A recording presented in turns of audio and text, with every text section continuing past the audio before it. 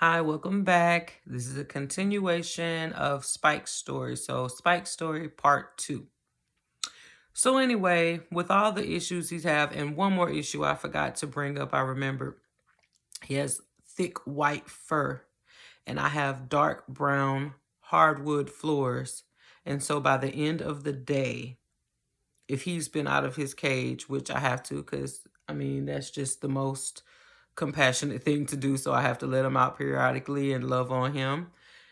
My floor looks like it's been snowing all day. And so every day, in addition to the cat hair, I also have to sweep up mountains, piles of white dog hair. And so with me having a full-time job, a cat, cats, dogs, a daughter, me working on my own goals, I have added this dog as kind of like an act of service because I feel like he is difficult, and he may not get the love that he deserves somewhere else. I feel not quite obligated, but I feel like God is putting it in my heart to care for this dog, okay? I feel like my lips is sticking together. That's why I'm licking them so much.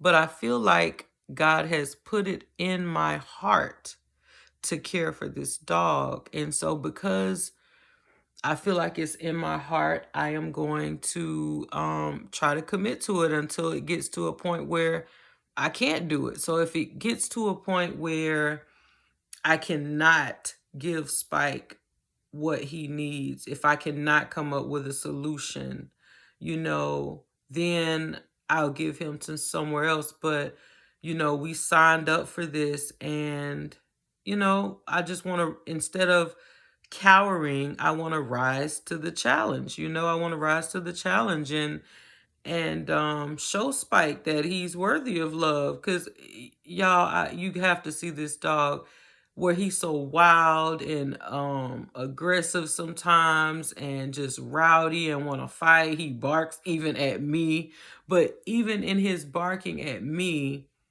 he's only trying to communicate. It's not like a vicious thing, not yet. Like when I try to get him to come at the house, he'll come back in the house. He'll sit on the porch and he'll just put his little arms down and he'll just bark at me because he wants me to come outside and play. He's not being vicious, and so I feel like I understand this dog.